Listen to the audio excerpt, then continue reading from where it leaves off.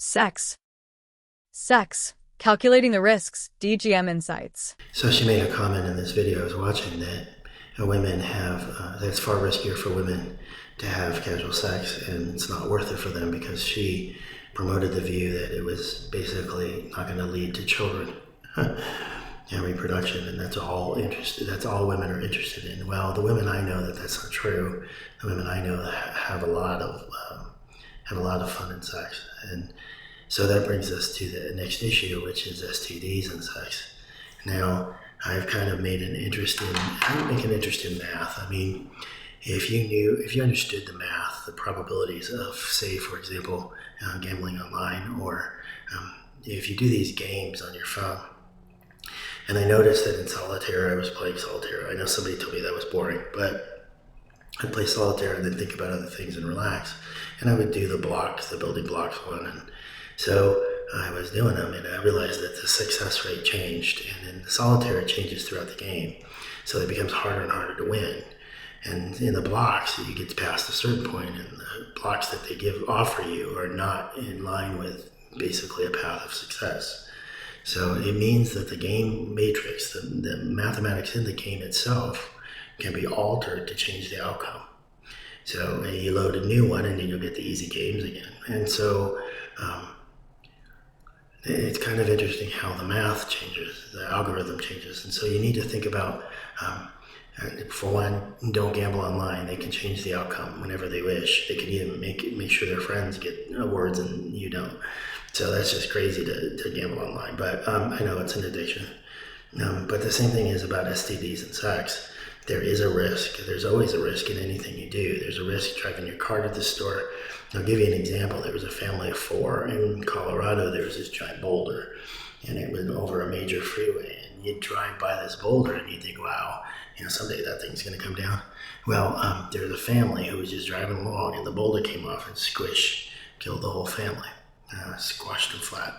So what were the odds? What are the mathematics? They're traveling at, say, 75 miles an hour, and they're going uphill, so maybe 65 miles an hour. And the force of the rock coming down, the mathematics of it hitting the car and squishing it, and not missing the car. Could have missed every car, but it didn't. It just squished the one. So that's kind of the idea of a probability math, is that what is the probability of something happening? Now, some people instinctively know the math. They understand the math. And they instinctively, okay, I'm not going to do that because there's a risk there that's not acceptable to me. I'm not going to climb that mountain even though my ropes are fine, because the risk is there, and that's not where I want to be. So you have to accept the risk of sexual activity, of any sexual activity, and casual sex especially. And idea was a man who never cheated on his wife. He had STDs, and so kind of find out his wife was not as ethically monogamous as she was claiming, and he got STDs from her. So any sex can have an STD. Now, there's kind of this might be funny, but there's also the idea that you can get them from toilet seats and stuff, and I think there really was a documented case of that once. But the odds are divided by 320 million in the United States, or billions in the world, say 8 billion or whatever it is now. You have to look at the odds. Now you can make the odds better. You can, there's a thing like you use a condom. You can use spermicidal. You can use, that helps prevent pregnancy. You can use the morning after pill if all else fails. Don't have sex in water. They say don't have sex in a pool, because not only does that open up that area, both man and female, to the bacteria in the water, but it also can help promote STDs. So there's that rule that swingers follow. Don't have sex in water. Check out the person before you have sex. Make sure there's no sores and warts or whatever. Is another way to lower the odds. And I'm not talking about specific tools, but I'm talking about the odds of casual sex does have a risk of STDs. But a woman to say that it's riskier for women, it's not. It's just as risky for men. It's risky for both in the partnership. That's just a very feminist, kind of bizarre, I don't know what her belief systems are, but it's just out of reality. And the reality is there is risk. You can lower the risk. There's no zero risk. Even if you're in a monogamous relationship, there's often not the way it appears. So you could have risk there. So it's something about calculating the risk versus the reward. And that's something that everybody has to deal with. It's like people still wearing COVID masks.